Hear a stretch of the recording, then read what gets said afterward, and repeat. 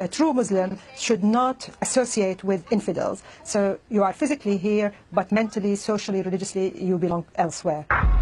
Now we found this message of segregation being taught at the most important mosque in the country. It's visited by world leaders and even has its own interfaith department, which organises visits from government, the civil service, representatives of other religions, and thousands of British schoolchildren a year. The mosque says the aim of these visits is to promote understanding and respect between the communities. So this is what we have in our heart. It's just on this occasion, Mira meets them. God, let me know how to reach you, the right way. On another occasion, a group of non-Muslims is invited to sit down with the circle. The preacher promotes Islam to them, but talks politely about other religions too. And the message of the Quran came to confirm the truth in the previous scriptures. But as soon as the interfaith group leaves, the same preacher's tone changes completely. She now says Christian teachings are vile. And we feel nothing sometimes going past the church. We don't look at it and discuss the thing, subhanAllah, what are these people doing in there? What they say with their tongues is so vile and disgusting. It's an abomination. Teachings include that a Muslim cannot be tolerant of other religions. He shouldn't just be indifferent and say things like, you go to church, you know, I go to the mosque, let's all stay together like one big happy family and all be united as humanity. This is false, this does not work, this concept is a lie, it's fake, and it's a farce. The circle preaches for 8 hours a day on Saturdays and Sundays. Any woman who goes there to pray is likely to hear their preaching. When she sees a kafir woman, big smile. When she turns around, she sees me there. Yeah. It's part of Islam, of the aqeedah, of the correct belief, that you love those who love Allah, and that you hate those who hate Allah. Okay? Although the preachers say Muslims should act well with non-Muslims, in private they were often disparaging about their ways and beliefs. Regent's Park Mosque was set up 60 years ago to represent British Muslims to the government. It says its role is to help Muslims integrate into British society. The Women's Circle does preach against terrorism and doesn't incite Muslims to break British laws.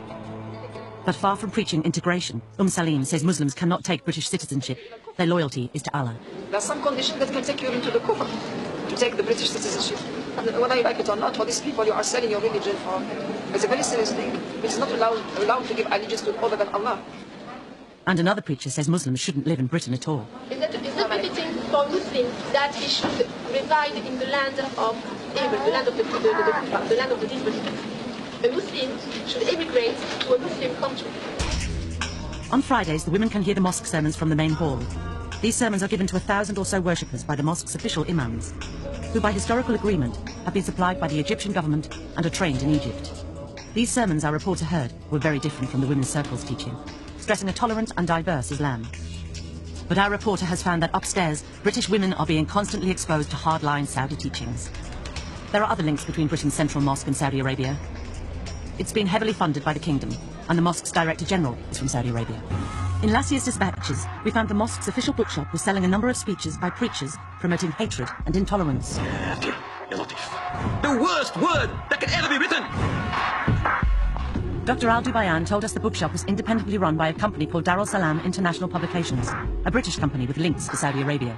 But he said he was seriously concerned and said that the DVDs had been removed immediately, pending an investigation. And he called on all British Muslim organisations to be vigilant about the message being spread on their premises, either during talks or on recorded DVDs. So our reporter went back to the bookshop and went to the same shelves to see if he had been as good as his word.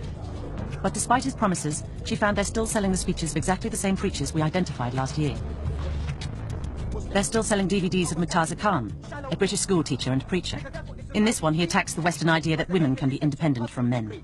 The mental capacity of the society teaches you, I'm a woman in my own right. I can get my own job, I can get my own funding, I can get my own welfare, I can get my own flat, I can get my own home, I can get my own state benefit. I don't need you in my life.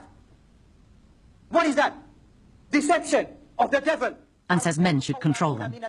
A man is stronger than women, but men today don't know how to take care of their families. That's why their women walk loose, their women speak loose. And that's their evil society, that Muslim society has become like that today.